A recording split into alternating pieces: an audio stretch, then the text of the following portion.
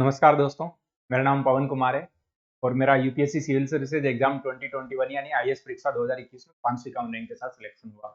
दोस्तों, यूपीएससी की मेरी एक लंबी जर्नी थी और मैंने हर बार प्रीलिम्स क्लियर किया। प्रीलिम्स की जो जर्नी है, जो मेरा एक्सपीरियंस है, तो वो मैं आप लोगों के साथ शेयर करना चाहता हूँ। प्रीलिम्स में दोस्तों मैंने ये देखा है कि मैं 1.5-2 महीने प्रीलिम्स के लिए पढ़ता था हमेशा और हर बार मेरा प्रीलिम्स क्लियर हो जाता था। तो इसका मतलब ये है कि कुछ नॉलेज पार्ट है, नॉलेज पार्ट के अलावा कुछ प्रीलिम्स की स्किल है। जैसे मेंस के लिए स्किल होती है, राइटिंग प्रैक्टिस करना है, हमें लिखना है, वैसे ही प्रीलिम्स की भी स्किल है। एमसीक्यू एग्जाम कैसे ऑप्शन के साथ खेल के हम आंसर ले आते हैं।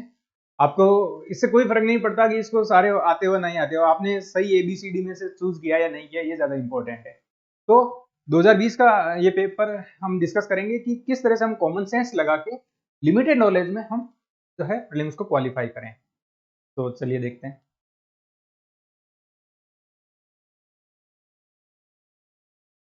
ये 2020 का क्वेश्चन है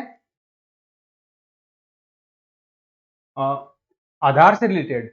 जो उस टाइम सुप्रीम कोर्ट का एक केस चला था, जजमेंट आया था पुट्टा स्वामी जो केस था, तो उससे रिलेटेड यूपीएससी ने क्वेश्चन पूछा है।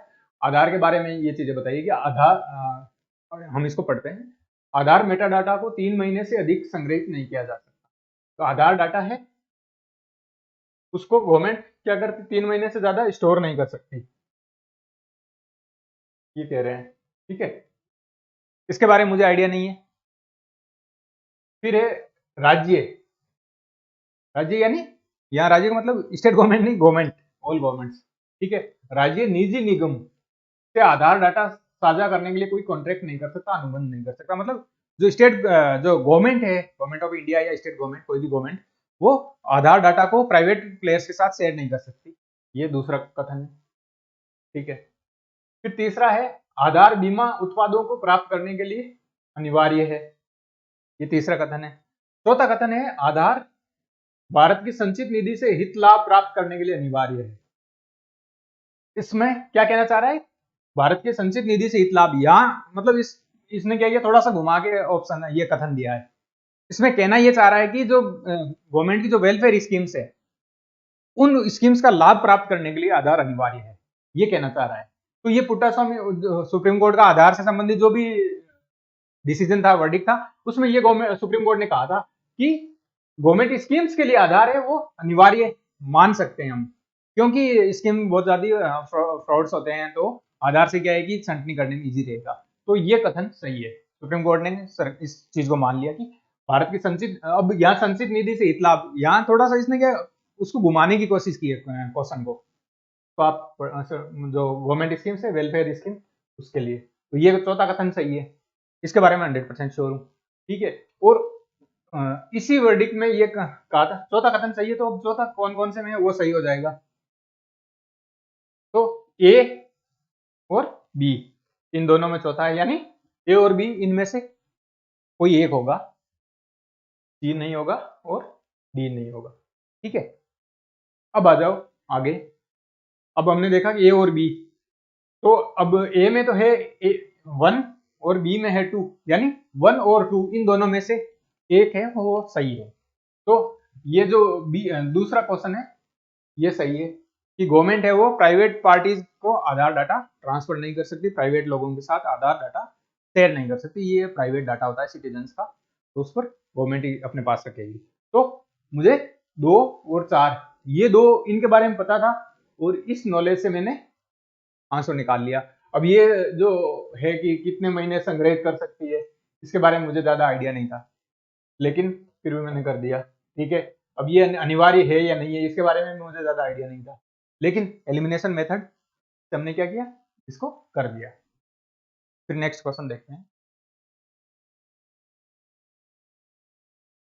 नेक्स्ट क्वेश्चन ये जो मैच द फॉलोइंग है, आईआर से रिलेटेड। हम आईआर में पढ़ते हैं इंटरनेशनल ऑर्गेनाइजेशन, जो ट्रीटीज, संधियां हैं, उनके बारे में हम पढ़ते हैं, तो उसी से रिलेटेड ये क्वेश्चन है।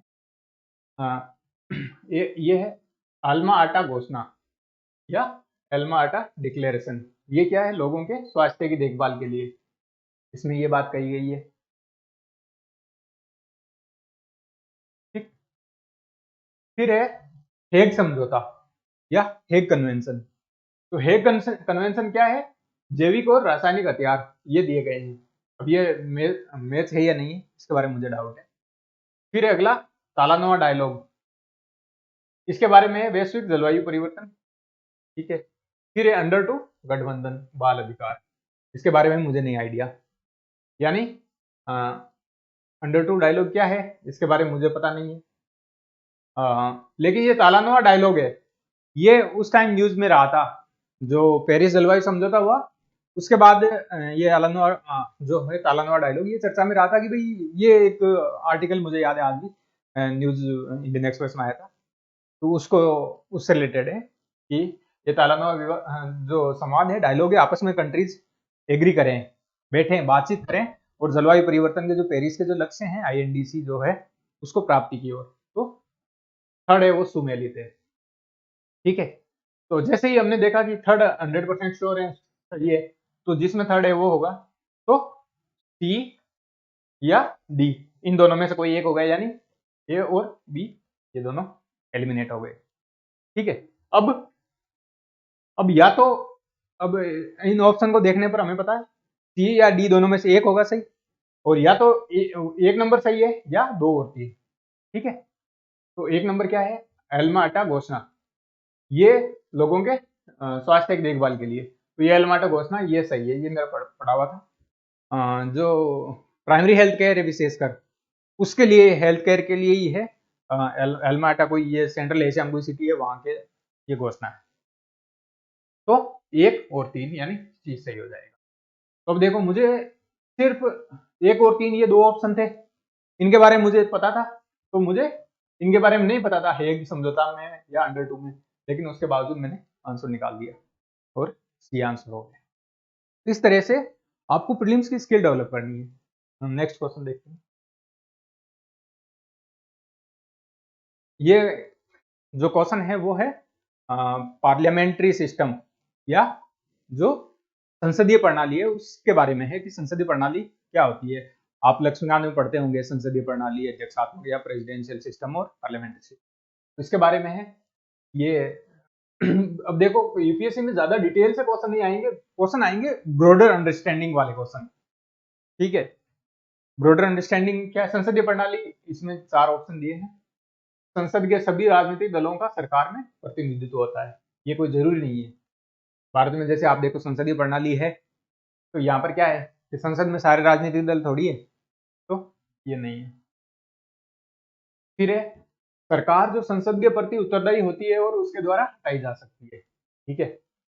हम देखते हैं अध्यक्षात्मक और संसदीय प्रणाली में जो मेजर डिफरेंस होता है वो यही होता है कि सरकार क्या होती है, संसद के प्रति 24/7 उत्तरदायी होती है। चाहे आधी रात को भी अगर सरकार संसद ने उसका विश्वास खो दिया सरकार का, तो सरकार हट जाएगी, ठीक है। तो उसके द्वारा हटाई जा सकती है, ये सही है। फिर है अगला ऑप्शन कि सरकार लोगों के द्वारा निर्वाचित होती है और उसके द्वारा हटाई जा सकती है। लोग है, अब ये इन्होंने ऑप्शन दिया है कंफ्यूज करने के लिए आपको, तो यहाँ कंफ्यूज नहीं होना है, ठीक है। लो अब अगर ब्रॉडर टर्म में देखोगे तो लोग ही निर्वाचित करते हैं, लोग अपने एमपी को वोट देते हैं, सांसदों को, और वो आगे सरकार बनाते हैं। लेकिन ये जो है ये ज्यादा एक्यूरेट आंसर है, यहाँ तो नहीं है, और लोगों द्वारा हटाई, लोग थोड़ी हटाते हैं, सरकार तो संसद हटाती है, तो ये सही नहीं होगा। तो सरकार संसद के द्वारा चुनी जाती है किंतु निर्धारित समयावधि के पूर्ण होने के पूर्व हटाई नहीं जा सकती। हमने देखा है कि जब भी संसद में अल्पमत हो जाता है तो सरकार गिर जाती है, भारत में बहुत बार सरकार ऐसी गिरी है, तो ये नहीं, सिंपल सा। अब आप देखो कि प्रीलिम्स में क्या है कि आप जितने स्ट्रेस फ्री रहोगे, जितने कूल रहोगे ना, उतना आपके लिए अच्छा है। ऐसे क्वेश्चन है उनमें आप कंफ्यूज कर जाओगे, बी और सी में, जैसे मुझे पता है बहुत लोगों को कंफ्यूजन हुआ होगा, तो जितना कूल हेडेड रहेंगे उतना हमारे लिए इजी रहेगा। यूपीएससी वहां पर जो है इतना ज्यादा टफ, जैसे कोचिंग में जो टेस्ट पेपर होते हैं वैसे पेपर नहीं होते, इजी होते हैं, आपको बस कूल रहना है वहां पे।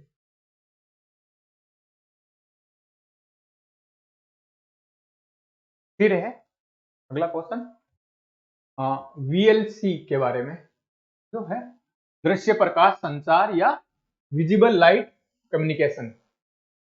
ये आपको थोड़ा सा अगर साइंस टेक पढ़ी होगी तो आपने पढ़ा होगा कि हम जैसे भी कम्युनिकेशन करते हैं, चाहे मोबाइल से बात करें, तो इलेक्ट्रोमैग्नेटिक वेव्स या विद्युत चुंबकीय तरंगे हैं वो निकलती है। उनका एक पूरा स्पेक्ट्रम होता है विद्युत चुंबकीय तरंगों का, एक्स रेज से लेके और रेडियो वेव्स तक, अल्ट्रावायलेट रेज, लाइट। तो ये क्या इलेक्ट्रोमैग्नेटिक वेव्स होती है वो कम्युनिकेशन में यूज आती है। तो अब क्या है कि उसी इलेक्ट्रोमैग्नेटिक स्पेक्ट्रम है, उसी का ही पार्ट है ये विजिबल लाइट या दृश्य प्रकाश। तो वैज्ञानिक ऐसा कर रहे हैं कि जो VLC है, दृश्य प्रकाश है, जो हमें जो लाइट दिख रही है आंखों से जैसे LED से, तो इस लाइट का यूज कर रहे हैं संचार में। इस लाइट को, जैसे अभी क्या है कि मोबाइल से जो भी वेव्स हैं वो हमें दिखती नहीं है, लेकिन वैज्ञानिक दृश्य प्रकाश संचार या VLC है, इसमें ऐसा होता है कि जो भी डाटा संचार होता है वो लाइट के फॉर्म में जाता है तो हमें दिखता है। ठीक है, उसके बारे में बता रहे हैं कि VLC 375 से 780 नैनोवोल्ट वाली विद्युत चुंबकीय स्पेक्ट्रम वाली तरंग दैर्ध्य का उपयोग करती है। कि VLC में जो है इतना 375 टू 780 नैनोमीटर लाइट का यूज होता है। ठीक है, इसके बारे में ज्यादा आइडिया नहीं है। फिर है VLC को दीर्घ प्रकाशीय बेतार संचार, मतलब इंग्लिश है थोड़ी, हिंदी थोड़ी सी क्लिष्ट, इंग्लिश में पढ़े तो VLC है, इसका यूज करते हैं long range optical wireless communication, जो दूर दूर तक डाटा को भेजने के लिए वायरलेस, जैसे मोबाइल है, मोबाइल भी क्या है वायरलेस है, तो मोबाइल में जो वेव्स यूज हो रही है उनकी जगह हम इनको यूज करें VLC या इस लाइट को दूर तक।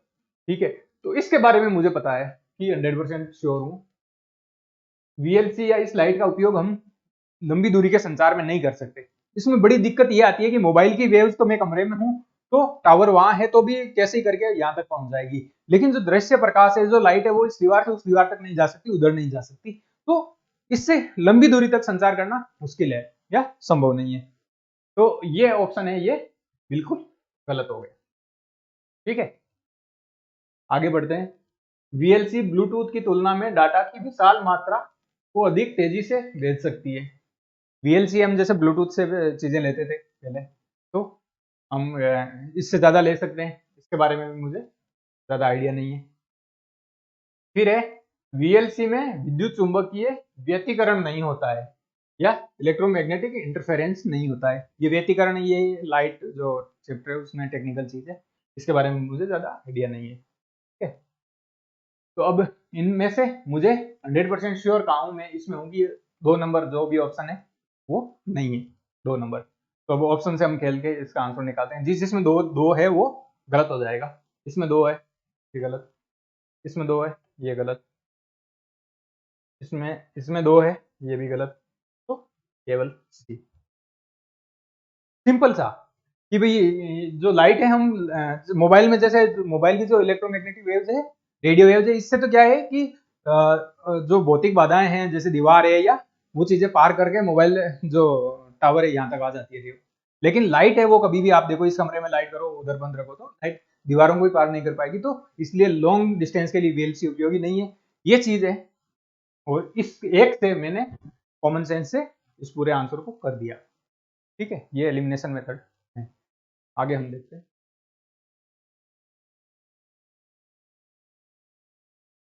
आगे ये क्वेश्चन है, जनरल साइंस का क्वेश्चन है।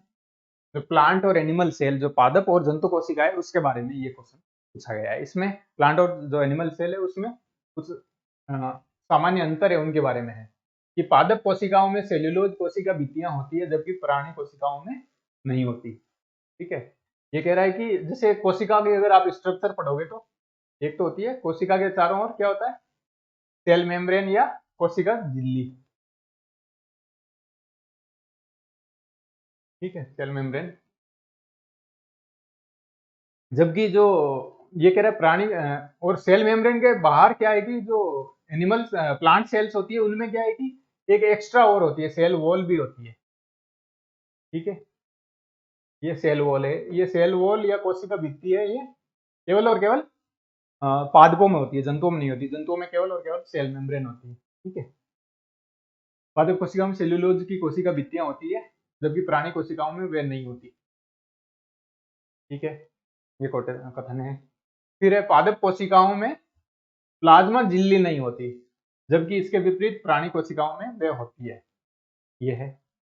तो अब देखो आप कि अगर आप सेल को अगर बेसिक चीज जानते हो सेल की, तो आपको पता होगा कि हर एक सेल है उसके चारों ओर क्या होता है, सेल मेम्ब्रेन या कोशिका झिल्ली जरूर होती है। ठीक है, सिर्फ वायरस है वो उसका अपवाद है, तो वायरस को हम सजीव भी नहीं मानते, सजीव या निर्जीव उनके बीच की एक कड़ी मानते हैं। बाकी जो भी सेल है तो सेल के चारों ओर क्या होगी, सेल मेम्ब्रेन या कोशिका झिल्ली होगी, चाहे वो पादप कोशिका हो चाहे जंतु कोशिका हो। तो यानी ये 2 नंबर ये 100% गलत है। ठीक है, फिर परिपक्व पादप कोशिका में एक वृहद रसदानी होती है, जबकि प्राणी कोशिका में अनेक छोटी छोटी होती है। ठीक है, ये कथन दिया है, इसके बारे में मुझे आइडिया नहीं, लेकिन मुझे ये आइडिया है कि सेल सेल की अगर सबसे इंपॉर्टेंट अगर पहली विशेषता ही देखोगे आप, जो साइंस है बेसिक साइंस, तो वहां पर है कि सेल के चारों ओर सेल मेम्ब्रेन होती है, जबकि ये कह रहा है कि पादपों में नहीं होती, ये गलत हो गया। ठीक है, इसके बारे में भी मान लो मुझे आइडिया नहीं है कि भाई सेल्यूलोज की होती है या और किसकी होती है पादप कोशिकाओं में, हम जो कोशिका बीती लेकिन मुझे ये पता चल गया कि दूसरा है वो गलत है, मान लो ये भी डाउटफुल है, दूसरा गलत है। तो जिस इसमें दूसरा 2 नंबर का जो स्टेटमेंट है वो गलत हो जाएगा, तो ये गलत हो गया, ए गलत हो गया, बी गलत हो गया और डी गलत हो गया। कौन सा रहेगा, सी। हमने क्या किया, गलत पकड़ा, कौन सा गलत, और सीधा मैं तो ऐसे करता हूँ, पढ़ता हूँ जब ये देखता हूँ तो मैं सीधा ही देखता हूँ कौन सा गलत है। ठीक है, स्टेटमेंट पढ़ा, पढ़ते ही मुझे पता चल गया ये गलत है, दूसरा दूसरा गलत है, तुरंत देखा और आंसर निकल गया। कई बार ऐसा होता है कि हमें सही भी ढूंढना पड़ता है। तो आपने देखा कि इन दोनों के बारे में मुझे ज्यादा नॉलेज नहीं था, लेकिन मुझे सेल की बेसिक चीज पता थी और उससे मैंने आंसर निकाल लिया। फिर इंटरनेशनल जो ट्रेड है, भारत का अंतरराष्ट्रीय व्यापार है, उसके बारे में ये कथन दिया गया है। अब देखो कि इकोनॉमिक्स भी आप पढ़ोगे तो बहुत बेसिक चीजें, ट्रेंड पढ़ना, इकोनॉमिक्स के जो डाटा है उनको मत पढ़ना, उनके ट्रेंड, ट्रेंड इंपॉर्टेंट है कि किस देश के साथ सबसे ज्यादा व्यापार हो रहा है, ट्रेडिंग पार्टनर कौन है, टॉप 3 ट्रेडिंग पार्टनर ये है, भारत है जो एक्सपोर्ट इस चीज का ज्यादा करता है, इंपोर्ट ज्यादा करता है, ये चीजें, इनके आप ट्रेंड्स पढ़ना हमेशा कि भाई सर्विस एक्सपोर्ट कितना है, गुड्स एक्सपोर्ट कितना है भारत का, मतलब ज्यादा है या कम है, सर्विस एक्सपोर्ट ज्यादा है या गुड एक्सपोर्ट ज्यादा है, ये चीजें आप पढ़ोगे। तो इसमें पहला क्वेश्चन है, भारत के माल का निर्यात माल के आयात से ज्यादा होता है। ये कहना चाह रहा है कि जो एक्सपोर्ट है, निर्यात है वो आयात से, निर्यात है वो आयात से कम है। ठीक है, ठीक है, क्योंकि हमारे जो हम क्या है कि गुड्स के संदर्भ में, गुड्स यानी जो सामान होता है ना, गुड्स, उसके संदर्भ में ये कह रहा है कि हमारा जो एक्सपोर्ट है वो कम है, आयात ज्यादा है। डेफिनेटली हम जो तेल मंगाते हैं, सोना मंगाते हैं, तो आप हमारा देखोगे तो जो इंपोर्ट है और एक्सपोर्ट, इनके बीच बड़ा गैप है और इंपोर्ट है वो ज्यादा है। तो ये कथन सही है। भारत के लोहे, इस्पात, रासायनिक उर्वरक और मशीनों के आयात में हाल के वर्षों में कमी आई है, इसके बारे में मुझे नहीं आइडिया। तो ये जो है भारत का जो इंपोर्ट है ज्यादा है, और एक्सपोर्ट कम है, ये कई सालों से है, अभी की घटना नहीं है, ये बहुत सालों से है। तो इसके बारे में आप पता होना चाहिए, सिंपल सा कर दिया। दूसरा कथन है, इसके बारे में मुझे आइडिया नहीं है। तीसरा है, भारत में सेवाओं के निर्यात सेवाओं के आयात से अधिक है, ये भी सही है। सर्विसेज है वो हम एक्सपोर्ट ज्यादा करते हैं, जो आईटी, आपको बताइए आईटी बूम 91 के बाद जो आईटी बूम आया है, तो हम, हमारी जो टीसीएस है, इन्फोसिस है, ये बड़ी बड़ी कंपनियां ये एक्सपोर्ट करती है, तो हमारा जो सर्विस का एक्सपोर्ट है वो ज्यादा है, तो ये कथन सही है। ठीक है, और भारत को कुल मिलाकर व्यापार या चालू खाते का घाटा हो रहा है। ठीक है, अब इसको अगर हम एलिमिनेशन मेथड लगाएं, तो जो दूसरा है उसके बारे में हमें पता नहीं, पहला और तीसरा है ये दोनों सही है, तो जिस जिसमें पहला और तीसरा हो वो सही हो जाएंगे। तो इसमें पहला तीसरा नहीं है, इसमें नहीं है, इसमें नहीं है, ये इसमें पहला और तीसरा है, ये हो गए बस। तो ये में 2 स्टेटमेंट पता था कि जो गुड्स है, जो गुड्स है या जो सामान है वो हम इंपोर्ट ज्यादा करते हैं, और सर्विसेज है वो हम एक्सपोर्ट ज्यादा करते हैं। इन 2 स्टेटमेंट से पहला और तीसरा जिसमें भी होगा एक साथ वो सही हो जाएगा, तो डी हो जाएगा। ये सिंपल एलिमिनेशन मेथड है, ज्यादा आपको सोचने की भी जरूरत नहीं है।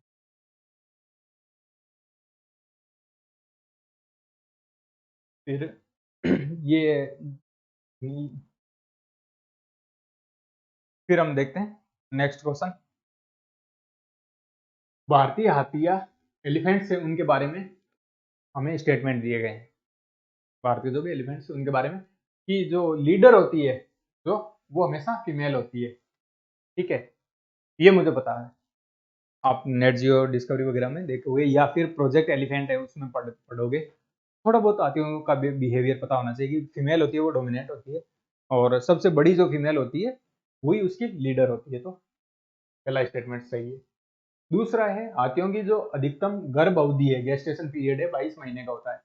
इसके बारे में मुझे नहीं आइडिया कि गेस्टेशन पीरियड है वो कितना है, नहीं आइडिया। ठीक है, सामान्यतः हाथी में 40 वर्ष की आयु तक ही बच्चे पैदा करने की क्षमता होती है। तक ही यानी ओनली लगा हुआ है, 40 ईयर ओनली, तो यहाँ थोड़ा सा डाउट है, लेकिन इसके बारे में मुझे ज्यादा आइडिया नहीं है कि भाई 40 वर्ष तक बच्चे होते हैं या नहीं होते। ठीक है, चौथा है भारत के राज्यों में हाथियों की सर्वाधिक संख्या केरल में है।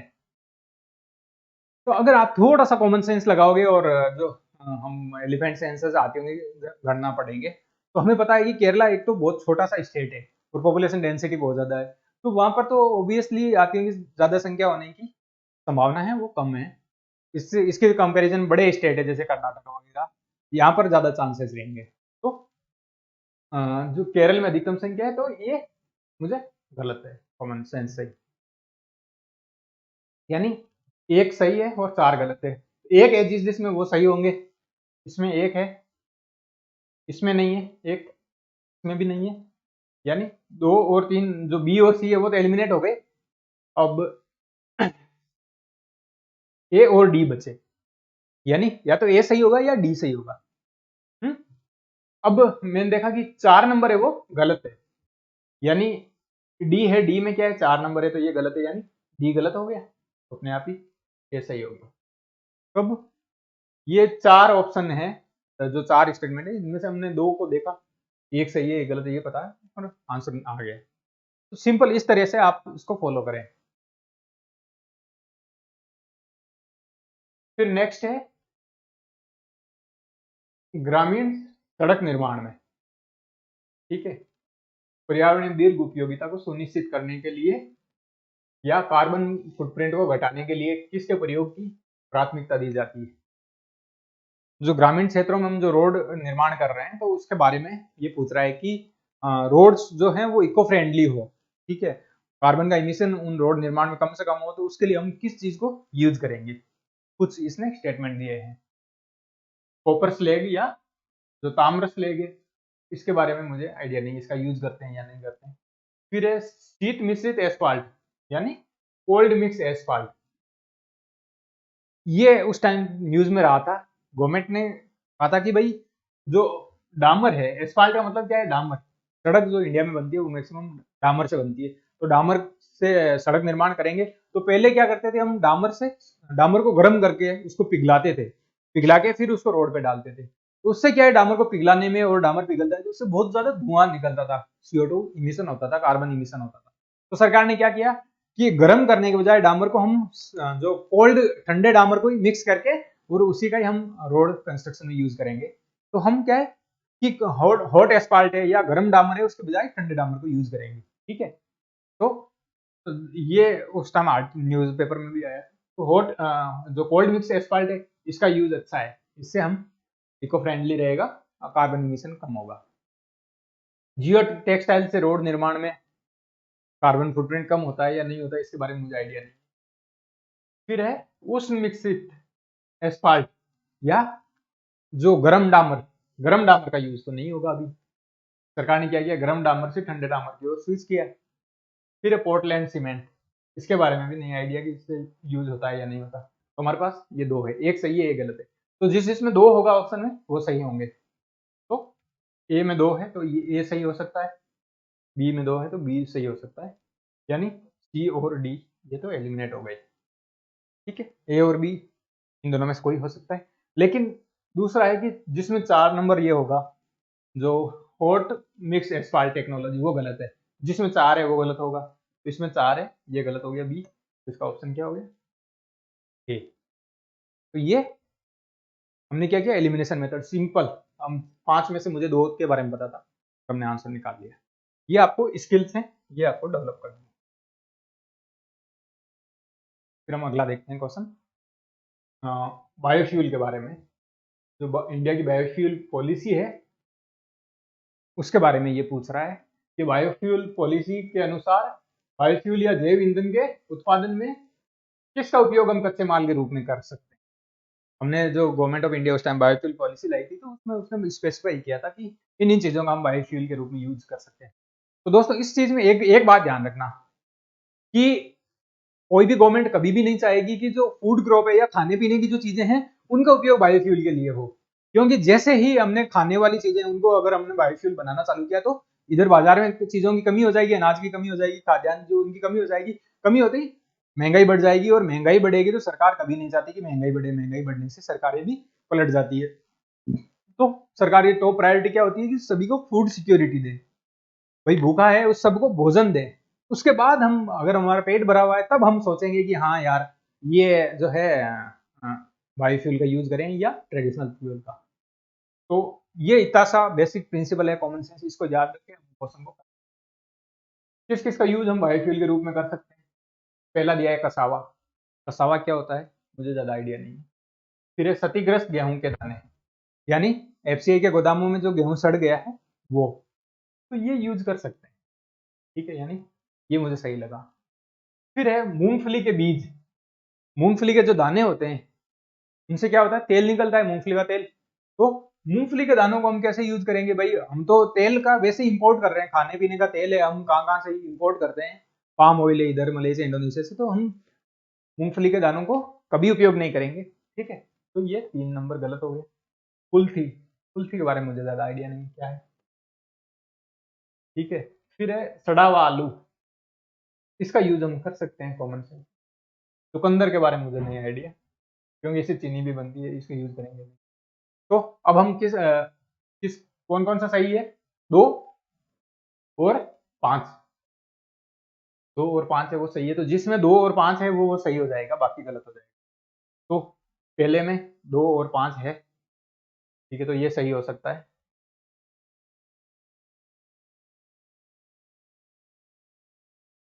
इसमें 2 और 5 नहीं है तो ये गलत हो गया। इसमें 2 और 5 है तो ये सही हो सकता है। इसमें भी 2 और 5 है तो ये सही हो सकता है। ठीक है, यानी एक बी एलिमिनेट हो गया। अब क्या है 3, जिसमें 3 होगा, मूंगफली के बीज का हम कभी भी बायोफ्यूल के रूप में यूज नहीं करेंगे, तो जिसमें भी 3 होगा वो क्या होगा, गलत हो जाएगा। तो 3, इसमें 3 नहीं है, ये तो पहले एलिमिनेट हो गया। इसमें 3 है तो ये गलत हो गया, इसमें भी 3 है तो ये गलत हो गया, यानी सही क्या बचा ए। ठीक है, तो विद लिमिटेड नॉलेज हम ऑप्शन से खेल के कैसे आंसर निकाल सकते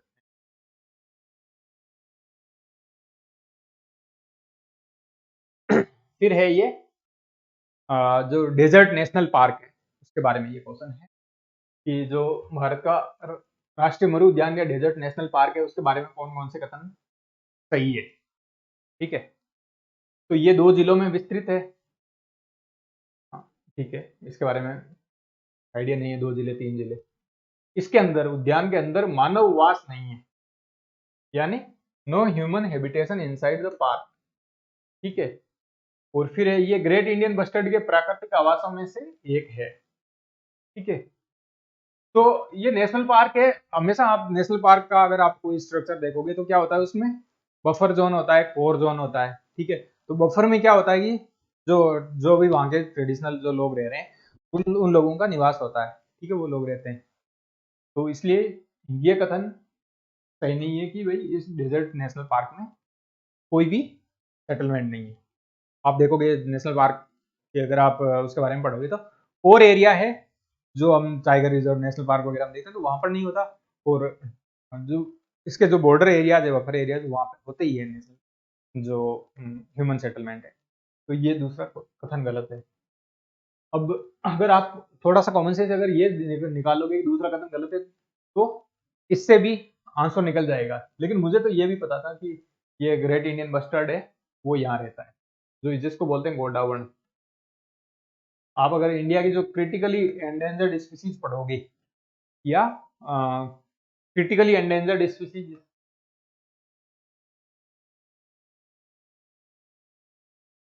क्रिटिकली एंडेंजर्ड, IUCN की जो रेड डाटा लिस्ट है उसको पढ़ोगे तो उसमें ये चीजें आती हैं कि हम ग्रेट इंडियन बस्टर्ड है, गोडावण है, ये वहीं रहता है, वेस्टर्न राजस्थान जो थार मरुस्थल है वहां पर। तो मुझे तो ये भी पता था, तो ये सही है।